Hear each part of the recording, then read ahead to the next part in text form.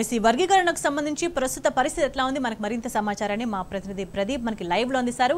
ప్రదీప్, ఒకవైపు అసెంబ్లీ సాక్షిగా ముఖ్యమంత్రి దీనికి సంబంధించి ఇప్పుడే ఇమ్మీడియట్ గా అమలు చేస్తామంటూ డాంబికాలు పలికి హామీ ఇచ్చిన పరిస్థితి కనిపిస్తుంది. కానీ వాస్తవ పరిస్థితి చూస్తే అందుకు భిన్నంగా కనిపిస్తుంది. ఎటువంటి సిచ్యువేషన్ నెలకొంది దీనికి సంబంధించి క్షేత్రస్థాయిలో?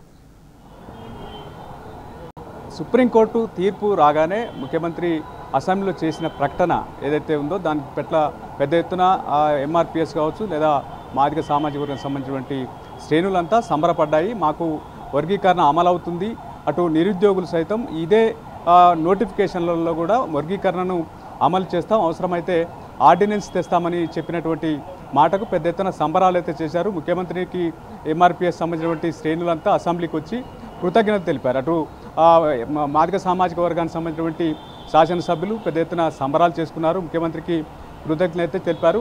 అయితే రేవంత్ రెడ్డి ఏదైతే పార్టీ నిర్ణయం కావచ్చు లేదా హైకమాండ్ పర్మిషన్ తీసుకోకుండా తన వల్లే రిజర్వేషన్ అయింది, ఎస్సీ వర్గీకరణ రిజర్వేషన్ అయ్యిందన్నంత హడావుడి మాత్రం అసెంబ్లీలో చేసినటువంటి పరిస్థితి. ఎందుకంటే మేము గవర్నమెంట్ ఏదైతే సుప్రీంకోర్టుకు అడ్వకేట్ నియమించి ఈ వర్గీకరణ అయ్యేలా చేశామని అయితే చెప్పుకున్నటువంటి పరిస్థితి. గతంలో కూడా బీఆర్ఎస్ హయాంలో కూడా ఆ వర్గీకరణకు సపోర్ట్ చేసింది ఏదైతే సుప్రీంకోర్టుకు సంబంధించినటువంటి అడ్వకేట్ను ప్రభుత్వం నియమించినటువంటి పరిస్థితి.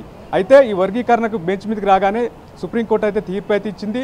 తీర్పుకు సంబంధించి అన్ని రాష్ట్రాల కంటే ముందుగానే మేము చేస్తామని ముఖ్యమంత్రి అసెంబ్లీ వేదికగా చెప్పినటువంటి మాట ఇప్పటికి కార్యరూపం అయితే దాల్చేటువంటి పరిస్థితి లేదు. ఎందుకంటే హైకమాండ్ కూడా ఒక ప్రకటన చేసింది. ఈ అన్ని రాష్ట్రాల అభిప్రాయాలు, పార్టీ అభిప్రాయం, పిసిసి అభిప్రాయం తీసుకున్న తర్వాత పార్టీ అధిష్టానం ఒక నిర్ణయం ప్రకటిస్తుంది సుప్రీంకోర్టు తీర్పు పైన అని చెప్పినటువంటి పరిస్థితి. దీంతో రేవంత్ రెడ్డి వర్గీకరణ రాష్ట్రంలో అమలు చేసేటువంటి పరిస్థితి అయితే లేదు. ఇప్పటికే ఎంఆర్పిఎస్ అధ్యక్షుడు మందకృష్ణ మాదిగ ఒక స్టేట్మెంట్ ఇచ్చారు. ఏఐసిసి అధ్యక్షుడు ఖర్గేను వదిలిపెట్టే ప్రసక్తి లేదు. వర్గీకరణకు సంబంధించి కాంగ్రెస్ అధిష్టానం ఒక స్పష్టమైన విధానాన్ని ప్రకటించాలి, రేవంత్ రెడ్డి కూడా బాధ్యత తీసుకోవాలి. ఎందుకంటే అసెంబ్లీలో ప్రకటన చేసి ఉన్నారు కాబట్టి రేవంత్ రెడ్డి ఒక బాధ్యత తీసుకోవాల్సినటువంటి అవసరం ఉంది అని చెప్తున్నటువంటి పరిస్థితి. ఎంఆర్పిఎస్ సంబంధించినటువంటి శ్రేణులు కావచ్చు, మాదిగ సామాజిక వర్గం వంటి వ్యక్తులంతా కాంగ్రెస్ పార్టీ పైన, ముఖ్యమంత్రి పైన ఒత్తిడి చేసేటువంటి అవకాశం ఉంది. ఎందుకంటే అసెంబ్లీలో ప్రకటన చేశారు, ముఖ్యమంత్రి ఏదైనా అసెంబ్లీ వేదికగా ప్రకటన చేసి ఉన్నారంటే అది ఖచ్చితంగా కార్యరూపం దాల్చాల్సి ఉంటుంది. అయితే సాధ్యాసాధ్యాలకు సంబంధించి ముందుగానే ఒక అభిప్రాయం తీసుకోకుండా, చర్చించకుండా ఏకపక్షంగా నిర్ణయం ప్రకటించి ఉన్నారు. అందుకే ఇది తొందరపాటుగా రేవంత్ రెడ్డి ప్రకటించడం వల్ల ఈరోజు కార్యరూపం దాల్చే పరిస్థితి లేదనేది వస్తున్నటువంటి మాట. ఎందుకంటే ఇప్పటికే ఇచ్చినటువంటి నోటిఫికేషన్లకు సంబంధించి దాంట్లో రిజర్వేషన్లు అమలు చేయాలంటే అదొక పెద్ద ప్రాసెస్. ఇప్పటికే నోటిఫికేషన్లు వేసి ఉన్నారు. వేసిన నోటిఫికేషన్లకు సంబంధించి ఆ రిజర్వేషన్లు అమలు చేయాలంటే ఒక పెద్ద ప్రాసెస్, అది సాధ్యమయ్యేటువంటి పరిస్థితి. కానీ ముఖ్యమంత్రి ఆర్డినెన్స్ వేసి మరి అమలు చేస్తామని చెప్పినటువంటి నేపథ్యంలో అది అమలయ్యే పరిస్థితి కనిపిస్తలేదు. ఒకవేళ చెప్పిన నాటికి ఇప్పటికీ ఎటువంటి అయితే కార్యరూపం దాల్చేటువంటి పరిస్థితి లేదు. దానికి సంబంధించినటువంటి ఊసైతే గవర్నమెంట్లో కనిపించడం లేదు. మరోవైపు అధిష్టానం కూడా రేవంత్ రెడ్డికి ఒక పెద్ద షాక్ ఇచ్చిందని చెప్పాలి. ఎందుకంటే అన్ని రాష్ట్రాల పార్టీ అధ్యక్షుల అభిప్రాయాలు, అక్కడ ఉన్నటువంటి పరిస్థితులను పరిగణలోకి తీసుకున్న తర్వాతే వర్గీకరణ సంబంధించినటువంటి విధానాన్ని పార్టీ అధిష్టానం ప్రకటిస్తుందని చెప్పి కేసీ వేణుగోపాల్ అదేవిధంగా జయరాం రమేష్ ప్రకటించి ఉన్నారు. ఈ నేపథ్యంలో రేవంత్ రెడ్డి రాష్ట్రంలో వర్గీకరణ సంబంధించి ముందుకు పోయేటువంటి పరిస్థితి లేదు.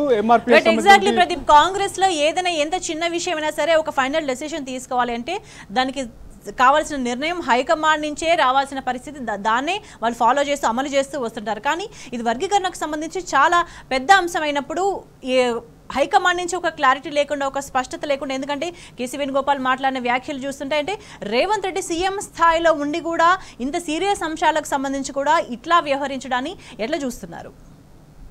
ఉన్నాం. ఈ వర్గీకరణ అంశమే కాదు, ఏ అంశమైనా అధిష్టానం నుంచి ఒక క్లారిటీ రావాల్సి ఉంటుంది. అధిష్టానం పర్మిషన్ తీసుకున్న తర్వాతే రాష్ట్రాల్లో ఒక ప్రకటన వస్తుంది, లేదా ఏఐసిసి నుంచే ఒక ప్రకటన నేరుగా వెలువడుతుంది. ఈ నేపథ్యంలో రేవంత్ రెడ్డి చాలా వరకు ఇప్పుడు 8 నెలల కాలంలో అనేక అంశాలకు సంబంధించి కూడా పార్టీ అభిప్రాయం తీసుకోకుండా, లేదు తొందరపాటుగా ఒక ఇతర సీనియర్లతో చర్చించకుండా ఏకపక్షంగా తీసుకున్న నిర్ణయాల వల్ల చాలా ప్రభుత్వానికి అయితే చాలా ఇబ్బందులు పడతాం. ఇప్పుడు రుణమాఫీ అంశం కూడా పెద్ద ఎత్తున దుమారం అయితే రేపుతున్నటువంటి పరిస్థితి. అదేవిధంగా వర్గీకరణ అంశం కూడా అదే పరిస్థితి ఉంది. ఇప్పటికే ఈరోజే ఎంఆర్పిఎస్ అధ్యక్షుడు మందకృష్ణ మాదిగ ఒక ప్రెస్ మీట్ పెట్టారు.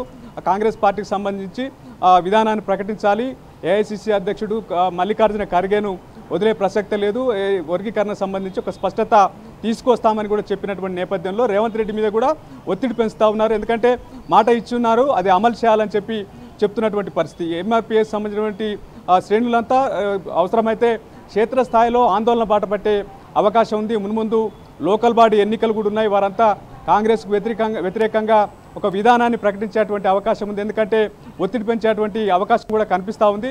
ఈ నేపథ్యంలో రేవంత్ రెడ్డికి పెద్ద ఇబ్బంది అనేది చెప్పాలి. ఇప్పటికే రైతుల అంశంలో ఇబ్బంది పడతా ఉన్నాం, మరోవైపు వర్గీకరణ అంశం సంబంధించి కూడా ఇబ్బంది పడేటువంటి అవకాశాలు అయితే స్పష్టంగా కనిపిస్తూ ఉన్నాయి. స్వేచ్ఛ రైట్ ప్రదీప్, ఏదేమైనా ఎస్సీ వర్గీకరణకు సంబంధించి అమలుకు సంబంధించి ఒక స్పష్టత లేని నేపథ్యంలో కాంగ్రెస్ ప్రభుత్వం ఏం చేస్తోందన్నది ప్రశ్నార్థకంగా మారింది. That's all for now. Stay tuned.